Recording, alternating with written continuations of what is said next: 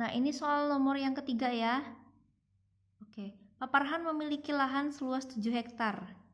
Ia akan menanami dan seterusnya. Silahkan kalian baca atau catat di bukunya ya. Nah, langsung kita lihat di sini luas lahan menanam padi itu ini kita misalkan sebagai X. Kemudian luas lahan untuk menanam jagung itu kita simbolkan dengan Y ya. Nah, dari hasil ini nanti kita buat tabel yang menjadikan variabelnya tadi padi, kemudian jagung. Nah, kemudian ada ketersediaan di sini ya. Nah, kalau kita perhatikan di sini Pak Farhan dia memiliki lahan seluas 7 hektar. Nah, kita tidak tahu di sini ya, kalau kita baca nih dari awal sampai akhir tidak dijelaskan ada berapa hektar untuk padinya, ada berapa hektar untuk lahan jagungnya. Karena di sini tersedia 7. Berarti karena masih belum jelas, berarti kita simbolkan untuk luas lahannya X, padi ya, luas lahan untuk jagung Y. Ketersediaannya tadi hanya ada 7. Nah, selanjutnya hasil panen. Hasil panennya kalau kita lihat di sini untuk padi dia ada 6 ton. Kemudian untuk jagung dia ada 8. Nah, di sini hasil panennya tidak kurang dari, jika Pak Farhan ingin memperoleh hasil panennya tidak kurang dari 48 ton. Berarti yang tersedia hanya 48 ya. Kita tuliskan di sini. Kemudian untuk fungsi tujuan tadi adalah mencari biaya minimumnya. Sedikit berapa yang harus dikeluarkan.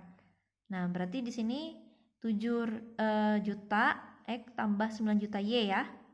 Oke, ini bisa kalian sederhanakan jadi seperti ini. Kalau nggak mau disederhanakan, mau pakai ini bisa aja, terserah nanti ya. Nah, kemudian model matematika nanti yang akan kita peroleh dari sini ya. Luas lahan untuk padi X tambah Y itu ketersediaannya 7 ya. Oke. Kemudian tonnya 6X tambah 8Y lebih besar dari 48. Nah, di sini siapa tahu nanti ada pertanyaan, Bu, kenapa di sini untuk yang X plus Y itu kurang dari 7? Karena di sini yang tersedia kan hanya 7 hektar.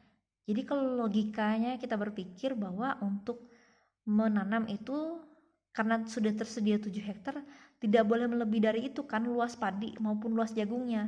Berarti harus kurang dari 7. Nah, begitu maksudnya ya lah secara logikanya. Kemudian di sini Bu, kenapa di sini tanda untuk yang pertidasaman yang kedua itu lebih besar dari 48? Karena gini, kalau kalian perhatikan di sini kan dia menanam padi kan 6 ton. Kemudian dia menanam jagung kan 8 ton. Nah, terus dia di sini jika Pak Farhan ingin memperoleh hasil panen tidak kurang. Nah, bahasanya di sini tidak kurang ini maksudnya Pak Farhan ini maunya melebihi, hasil panennya mau melebihi dari 48 ton. Otomatis di sini tandanya lebih besar dari 48. Kalau untuk tanaman padi atau jagung kan tidak masalah, harus lebih kan. Logikanya seperti itu ya. Kalau kurang dari malah dia rugi. Nah, kalau bagusnya kan kalau tanaman padi jagungnya itu kan melebihi dari yang diperkirakannya, melebihi dari targetnya. Targetnya tadi 48 ton. Kalau bisa lebih dari itu. Makanya di sini ada bahasanya jika Pak Farhan ingin memperoleh hasil panen tidak kurang. Dia berarti tidak mau kurang kan, harus lebih dari 48 ton. Otomatis di sini pertidasamanya adalah lebih besar dari 48. Nah, sudah kita temukan model matematikanya. Jangan lupa nanti ada pembatasnya juga ya. Kita tambahkan X lebih besar dari 0, Y lebih besar dari 0. Nah, dari ini soal ini nanti, minta tolong kalian yang lanjutkan ya. Untuk contoh soal nomor 3, ini sebagai tugasnya, tugas yang pertama ya. Untuk soal nomor 1, kalian nanti saya minta tolong menggambar daerah penyelesaiannya. Nanti tolong ini kalau tidak mau tulis soalnya juga tidak masalah. Yang penting model matematikanya nanti dituliskan. Setelah model matematika dituliskan, kalian buat gambar daerah penyelesaiannya seperti yang saya dijelaskan pada contoh soal nomor 1 dan 2. Setelah kalian menemukan daerah penyelesaiannya, kalian menentukan titik pojoknya. Nah, setelah kalian menentukan titik pojoknya, uji titik pojoknya ke fungsi tujuannya. Ingat tadi fungsi tujuannya maksimum atau mencari nilai minimumnya? Mencari nilai minimum, berarti kan harus mencari nilai yang kecil. nanti setelah diuji titik pojoknya, kalian cari nilai mana yang paling terkecil ya.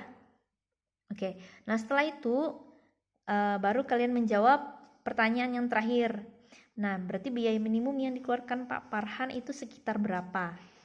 Oke, ini silahkan dijawab ya.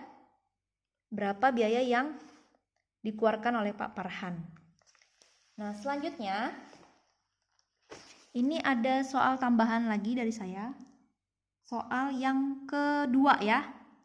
Silahkan kalian lanjutkan. Nah, tadi saya sudah bantu untuk soal yang pertama.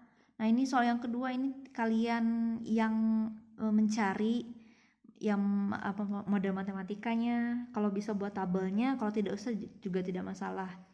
Yang penting nanti kalian buat model matematikanya, kemudian daerah penyelesaiannya, kemudian titik pojoknya, dan mencari nilai fungsi tujuannya apa. Apakah cara mencari nilai maksimumnya atau nilai minimumnya. Hanya soal nomor 22 ya. Jadi ini soal untuk yang nomor 2 nanti. Yang nomor 1 yang ini. Nomor 1 yang ini tinggal kalian melanjutkan ya, mencari. Nah, kemudian nomor 2 yang ini. Oke, demikian yang bisa saya sampaikan untuk kita pada pagi hari ini. Mohon maaf apabila ada kekurangan dari yang saya jelaskan ini. Dan kalau ada yang kurang jelas, tolong silahkan ditanyakan saja di WA saya atau di WA grup ya, atau dengan minta bantuan dengan kakak-kakaknya mungkin yang sudah pernah mempelajari materi ini juga. Minta tolong dibimbing juga ya oleh orang yang bisa membimbing kalian atau bertanya langsung dengan saya. Demikian yang bisa saya sampaikan pada pagi hari ini. Mudah-mudahan apa yang saya jelaskan dari materi program linear kali ini bisa dipahami.